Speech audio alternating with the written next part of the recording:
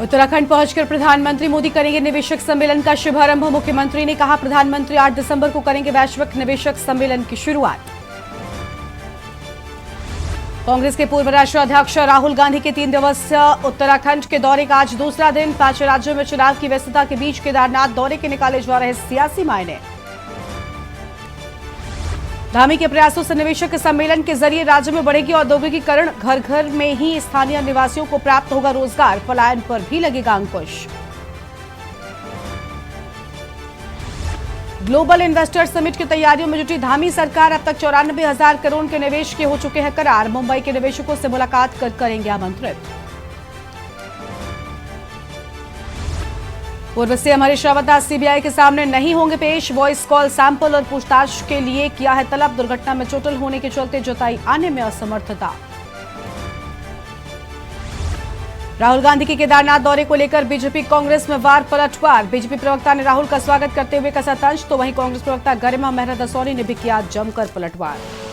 आप देख रहे हैं के न्यूज़, खबरों का सारथी। नमस्कार, आप देख रहे हैं के न्यूज़ इंडिया। मैं हूं आपके साथ गरिमा वाजपेयी और उत्तराखंड की खबरों की शुरुआत करेंगे, लेकिन उससे पहले आपको दिखाते हैं कि इस बीच मुख्यमंत्री Pushkar Singh Dhami global investor summit को लेकर क्या कुछ कह रहे हैं। वो सारा का सारा दिल्ली के बहुत नजदीक का क्षेत्र है और हम कोशिश कर रहे हैं आने वाले समय में कि अंतर्राष्ट्रीय उड़ानें भी हमारे यहाँ से चलें। उस दिशा में भी हम काम कर रहे हैं। भाइयों बहनों, मुझे पूरा विश्वास है कि निजी क्षेत्र के साथ मजबूत संबंध बनाने एवं जो हमारी साझेदारी है उसको स्थापित करने के से हम राज्य में आर्थिक प्रगति और जो रोजगार के अवसर हैं उसको और मजबूत कर सकते हैं। इसलिए उत्तराखंड में हमने उद्योगों के साथ बेहतर संबंध एवं तालमेल बढ़ाने के लिए हमने अपनी जो सबसे ज्यादा प्राथमिकता रखी है, हमारी प्रायोरिटी है कि हम निवेश को बढ़ावा दें, उद्योगों को अच्छा माहौल दें, अच्छी व्यवस्थाएं करें, अच्छा सुशासन का जो भी काम होता है वो सारा का सारा उद्योगों के क्षेत्र में, निवेश के क्षेत्र में भी लोगों को दें। और आप सब जानते हैं कि देवभूमि जो उत्तराखंड है, कई बार लोग कहते हैं कि साहब वहां पर डेस्टिनेशन कहाँ है। फिल्म इंडस्ट्री वाले, जैसे मैं फिल्म इंडस्ट्री वालों के बीच में गया तो उन्होंने पूछा कि आपके यहाँ इतने डेस्टिनेशन है, इसके अलावा कहाँ डेस्टिनेशन है। जैसे बोलते हैं देहरादून है, हरिद्वार है, ऋषिकेश है, चक्राता है, औली है, उत्तरकाशी है, नैनीताल है, मुक्तेश्वर है, कौसानी है, मुनस्यारी है। तो मैं उनसे कहता हूं कि आपकी नजर जिधर को जाएगी, आपकी जिधर को नजर जाएगी उधर ही आपको एक नया डेस्टिनेशन दिखाई देगा। देखिए, गंगा वहां निकलती हैं, गंगा जी निकलती हैं, गंगा जी का उद्गम है, यमुना जी का उद्गम है, पिंडर है, अलकनंदा है, भागीरथी है, सरस्वती है, महाकाली हैं, कोसी हैं। ऐसी अनेकों नदियां जो साल भर प्रभाववान रहती हैं, वो सारी की सारी देवभूमि उत्तराखंड से ही निकलती हैं। हमारे यहाँ ग्लेशियर हैं, बर्फ की चोटियां हैं, पर्वतों की श्रृंखलाएं हैं। और उससे बड़ी बात कि पूरे राज्य का 71% जो एरिया है वो फॉरेस्ट है। जिम कॉर्बेट जैसा पार्क उत्तराखंड में है, राजाजी नेशनल पार्क उत्तराखंड में है और पूरी दुनिया के लोग वहां पर आते हैं, टाइगर देखने भी आते हैं, टाइगर सफारी भी करते हैं।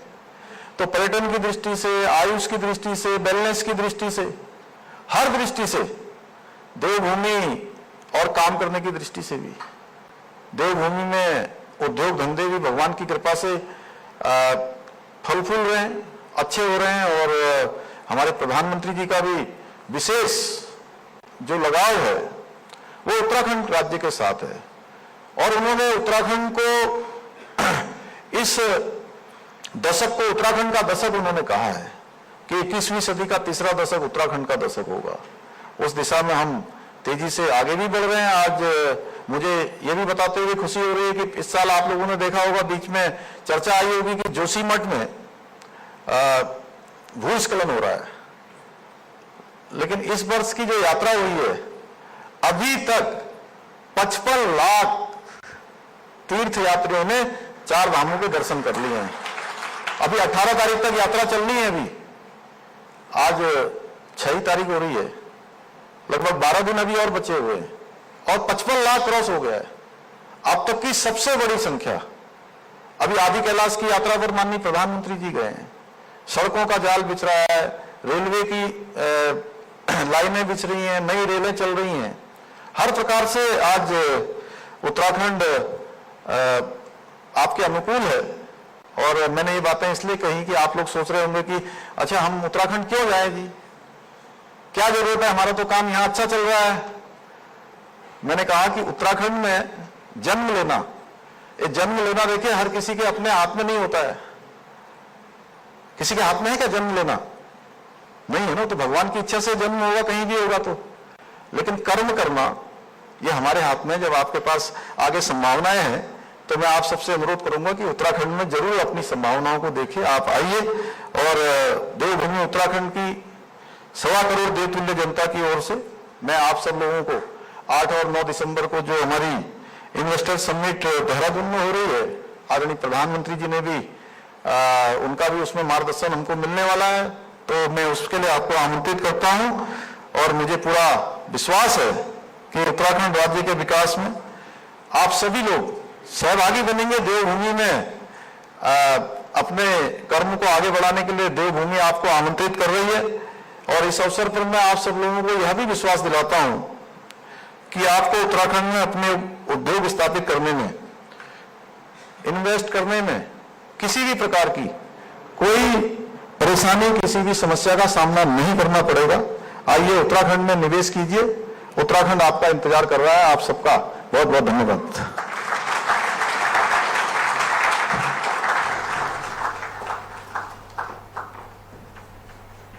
तो मुंबई में उत्तराखंड में निवेश करने के लिए पहुंचे मुख्यमंत्री पुष्कर सिंह धामी को आप सुन रहे थे। यहाँ पर निवेशकों से उन्होंने मुलाकात की और साथ ही उत्तराखंड में निवेश करने को लेकर उनकी ओर से अहम बातें कही गई हैं और निवेशकों से मुलाकात कर उत्तराखंड में निवेश आ सके इसके लिए अहम कदम उठाए गए। आगे बढ़ेंगे खबरों की ओर। देहरादून से अगली खबर आपको हम बताते हैं, जहां पर समिट की तैयारियों में धामी सरकार जुट गई है। मुंबई में आज मेगा रोड शो हुआ और मुख्यमंत्री पुष्कर सिंह धामी के नेतृत्व में मेगा रोड शो की बात अभी हम आपको सुना भी रहे थे कि मुख्यमंत्री पुष्कर सिंह धामी ने क्या कुछ कहा है। कैबिनेट मंत्री सुबोध उनियाल भी इस दौरान उनके साथ में मौजूद। यह अहम खबर आपको हम बता दें, जहां पर निवेश को लेकर मुख्यमंत्री पुष्कर सिंह धामी लगातार अलग अलग शहरों में जाकर प्रदेश के लिए निवेशक लाने का प्रयास कर रहे हैं। फिलहाल वो मुंबई पहुंचे हुए हैं और यहां पर भी निवेशकों से मुलाकात कर उन्होंने उत्तराखंड में निवेश करने को लेकर अहम बातें कही हैं। आगे बढ़ते हैं, लक्सर से खबर आपको हम बताते हैं, जहां पर करवा चौथ का बैना लेकर आए भाई की हत्या कर दी गई। बहन के ससुरालियों ने गला दबाकर हत्या की तो ससुरालियों पर शव को जलाने का भी आरोप लगा है। पुलिस ने मुकदमा दर्ज कर शव बरामद कर लिया है। बहन के ससुराल वालों ने गला दबाकर हत्या की, ऐसे आरोप लगे हैं। यह अहम खबर आपको हम बता रहे हैं और ससुरालियों पर शव को जलाने का भी आरोप लगा है। तो यह अहम जानकारी आपको हम बता दें, जहां पर ससुरालियों पर शव को जलाने का भी आरोप लगा। पुलिस ने मुकदमा दर्ज कर लिया है और शव को भी बरामद कर लिया गया है। फिलहाल ये बड़ी जानकारी आपको हम बता रहे हैं।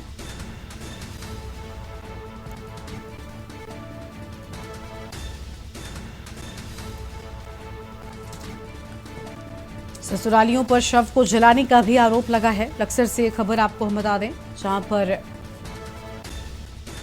पुलिस ने मुकदमा दर्ज कर शव बरामद कर लिया है। फिलहाल ये बड़ी जानकारी आपको हम बता दें, करवा चौथ का पहना लेकर आए भाई की हत्या कर दी गई। बहन के ससुरालियों ने हत्या की है।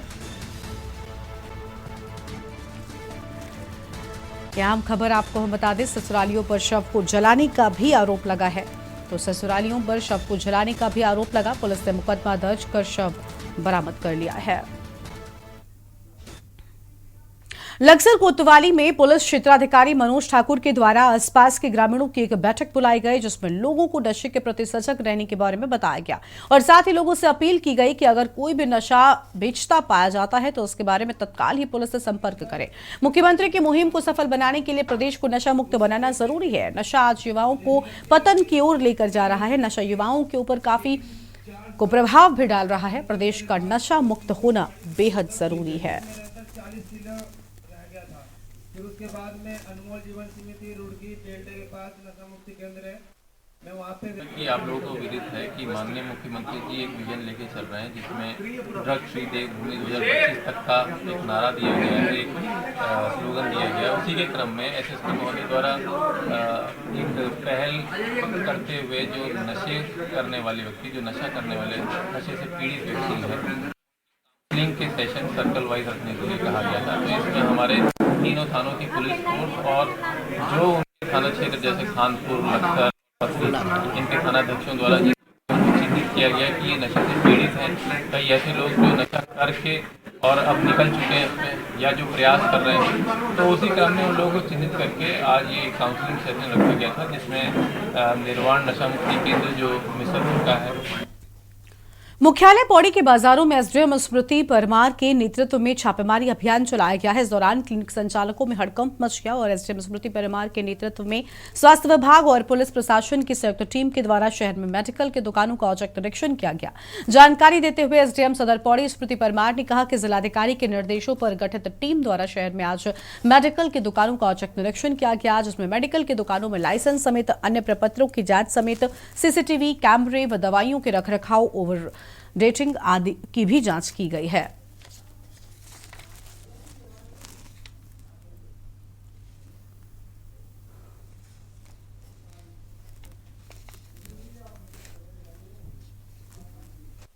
एक समिति बनाई गई है मेडिकल शॉप्स की जांच के लिए, जिसमें जिला मजिस्ट्रेट, स्वास्थ्य विभाग के एमओआईसी और पुलिस विभाग, इन तीनों की समिति बनाई गई थी और चेकिंग करने के निर्देश दिए गए थे। तो इस क्रम में हमारे द्वारा अभी तक 15 दुकानों का निरीक्षण किया जा चुका है। लाइसेंस हमको सभी दुकानों में मिला है और कुछ एक दुकानें हैं जिनके द्वारा प्रिस्क्रिप्शन ड्रग्स के जो लेटर्स होते हैं वो नहीं मेंटेन किए गए हैं, तो उस संबंध में उनको नोटिस दिए जा रहे हैं।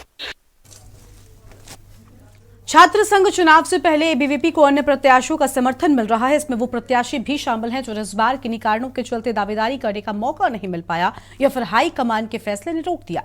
एमबीपीजी कॉलेज से अध्यक्ष और विश्वविद्यालय प्रतिनिधि प्रत्याशियों ने दावा किया है कि संगठन के सभी प्रत्याशी भारी मतों से जीत दर्ज करेंगे। जगदम्बा नगर स्थित एबीवीपी कार्यालय में वार्ता करते हुए एमबीपीजी कॉलेज से छात्र संघ अध्यक्ष प्रत्याशी सूरज रमोला और विश्वविद्यालय प्रतिनिधि प्रत्याशी गौरव कांडपाल ने कहा कि छात्रों के बीच में एबीवीपी की लगातार पैठ बढ़ रही है। छात्र संघ छात्रा उपाध्यक्ष प्रत्याशी मानसी जोशी, जिनका नामांकन निरस्त हो गया है, वो भी एबीवीपी को अपना समर्थन दे रही हैं।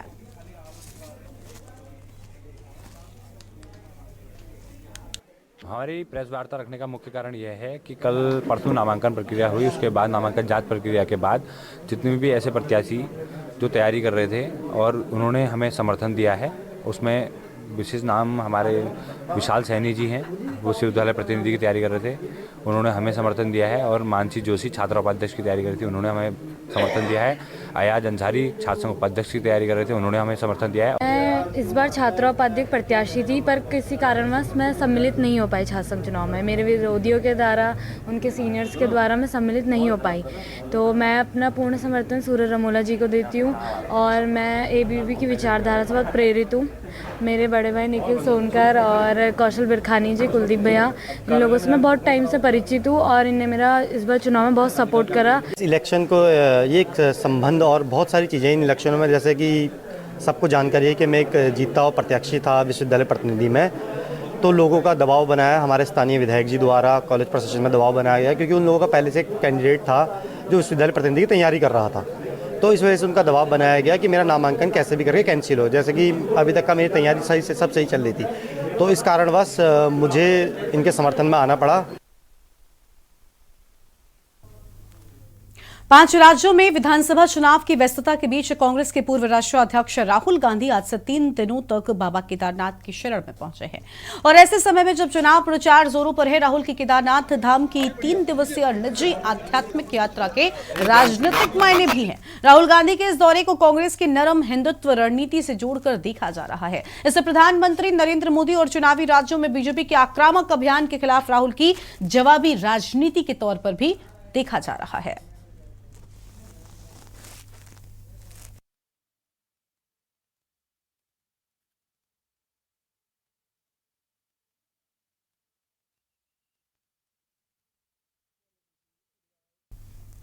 खबर रुड़की से है, जहां सूबे के पूर्व मुख्यमंत्री त्रिवेंद्र सिंह रावत रुड़की पहुंचे और सिविल लाइंस स्थित डीडी ज्वेलर्स के शोरूम का फीता काटकर उन्होंने उद्घाटन किया और शोरूम स्वामी को शुभकामनाएं भी दी हैं। इस दौरान विधायक प्रदीप बत्रा, राज्यसभा सांसद कल्पना सैनी, प्रदेश प्रवक्ता मयंक गुप्ता समेत तमाम भाजपा के कार्यकर्ता मौजूद रहे। वहीं 2024 लोकसभा चुनाव में उनकी पौड़ी या हरिद्वार लोकसभा से दावेदारी की चर्चाओं को लेकर उन्होंने कहा कि वो पार्टी के सच्चे सिपाही हैं और पार्टी जहां से भी उन्हें जिम्मेदारी देगी उसे वो बखूबी निभाएंगे।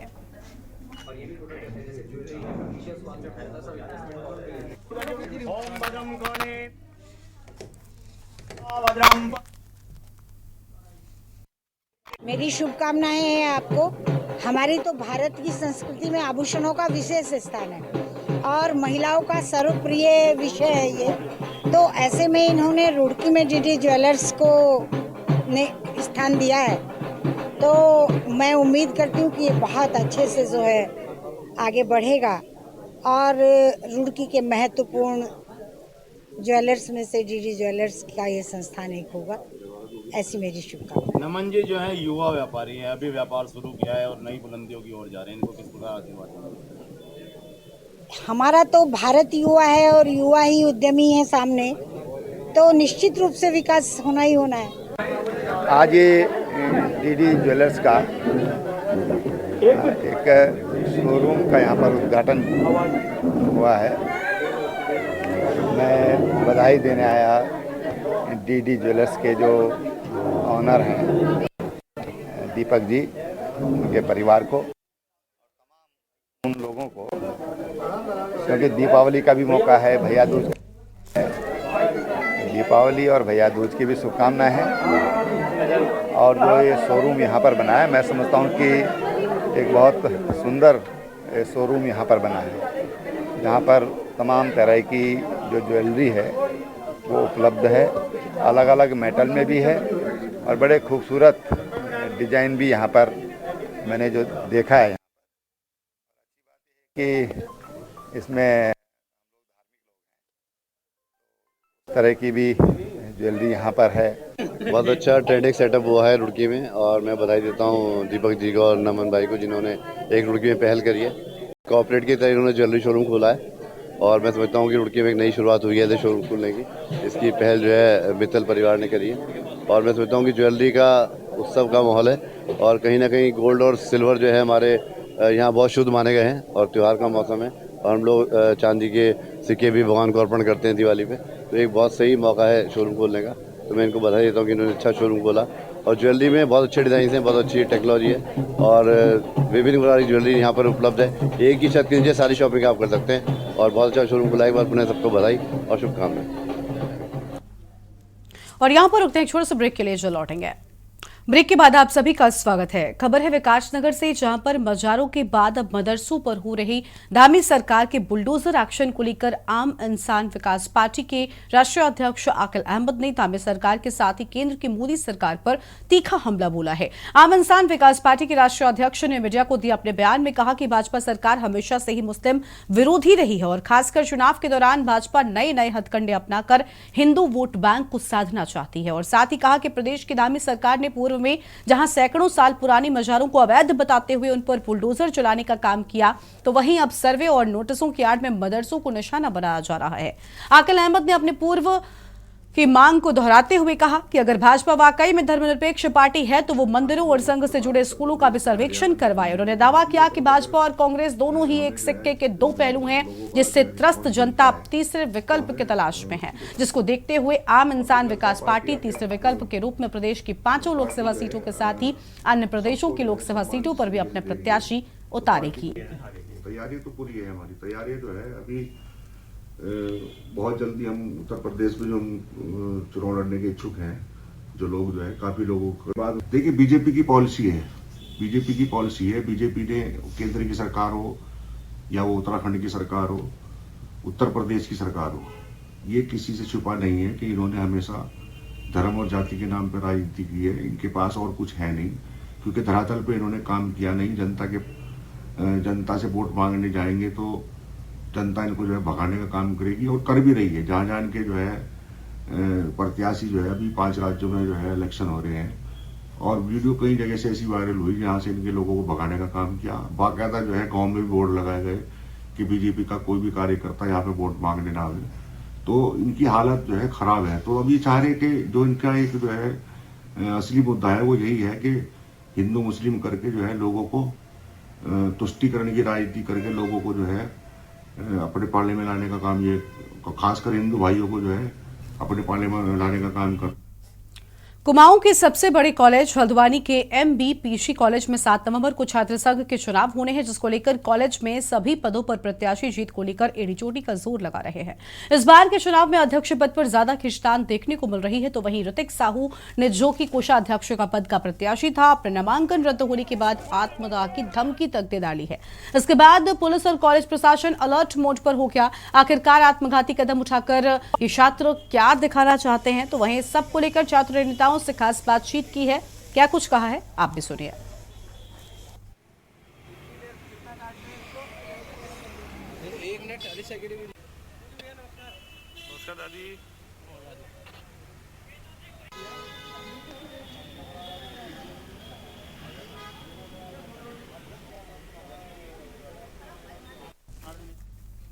अगली खबर है रामनगर से। रामनगर में स्थित स्लाशर हाउस का ठेका नगर पालिका प्रशासन के द्वारा नियमों के तहत दिया जाता है, लेकिन कुछ लोगों की शिकायत थी कि यहां पर मानक के तहत जानवर नहीं काटे जा रहे। इसके साथ ही नियम के विरुद्ध मांस को उत्तर प्रदेश के अलावा विदेशों में भी सप्लाई किया जाता है। वहीं कई ग्रामीणों को आरोप ये भी था कि ग्रामीण क्षेत्रों में जाने वाली सिंचाई नहर में जानवरों की गंदगी भी डाली जा रही है, जिससे सिंचाई नहर में जाने वाले पानी प्रदूषित होने के साथ ही पालतू जानवरों को खतरा उत्पन्न हो रहा है। देखिए, समीक्षा बैठक में मैंने इस मामले को उठाया था जब डीएम महोदय यहाँ पर आई थी, तो विधायक जी भी थे। तो इसमें लगातार शिकायत मेरे पास कुछ दिनों से आई कि बाहर से पशुओं को वाहन से लाया जा रहा है और गैस गोदाम के पास जो स्लाटर हाउस है उसमें जो है उनको काटने के बाद मशीन से फिर वापस ले जाया जा रहा है, वाहन से लाना और फिर ले जाना। तो 25 का मानक है, जो टेंडर की शर्तों में जो 18 नियम है उसमें साफ साफ लिखा है अगर बाहर को आप निर्यात करोगे तो टेंडर कैंसिल होगा। लेकिन बिना मानकों की अनदेखी की जा रही है। खताड़ी में 12 दुकानें और गोलाघट्टी में 16 दुकानें, 25 का इनका मानक है। और इसमें शिकायतें लगातार प्राप्त हो रही थी। उन शिकायतों के क्रम में आज सुबह प्रातः 4 बजे के करीबन वहाँ का औचक निरीक्षण किया गया। औचक निरीक्षण में ये पाया गया कि जो उनकी क्षमता है 25 जानवर की, अंदर 25 जानवर ही पाए गए, लेकिन अन्य प्रकार की जो अनियमितताएं हैं वो पाई गई। जैसे कि जानवरों को मारने से पहले स्टन गन से बेहोश किया जाना है, उसके बाद इसको काटा जाना होता है, लेकिन वहाँ पे उनको बिना बेहोश के ही काटा जा रहा था। उसके अलावा जो खून है, जो उसकी खाल होती है या उसकी आंतें होती हैं, उनका भी नियमानुसार निस्तारण नहीं किया जा रहा था। इसके अलावा जो विभिन्न लोग यहाँ पे लेके आ रहे हैं उनका भी प्रॉपर रिकॉर्ड उनके द्वारा मेंटेन नहीं किया जा रहा था, और ना ही ये क्लियर हो पा रहा था कि कौन व्यक्ति कहाँ से लेके आ रहा है और कहाँ लेके जा रहा है। इसका कोई भी रिकॉर्ड वहाँ पे नहीं पाया गया। खबर है अल्मोड़ा से, जहां पर एसएसपी ने जनपद के समस्त पुलिस अधिकारियों के साथ ही मासिक अपराध गोष्ठी, सभी थाना प्रभारियों को समय समय पर पुलिस पेंशनर्स की कुशल क्षेम की जानकारी प्राप्त कर उनकी सहायता करने के निर्देश दिए हैं।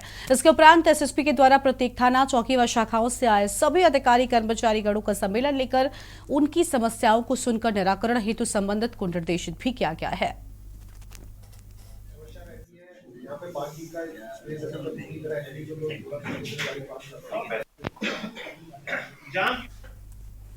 और उत्तराखंड की खबरों में फिलहाल इतना ही। तमाम बड़ी खबरों के लिए आप देखते रहिए के न्यूज़ इंडिया, और अब से थोड़ी ही देर में रुक करेंगे तेज रफ्तार खबरों की ओर।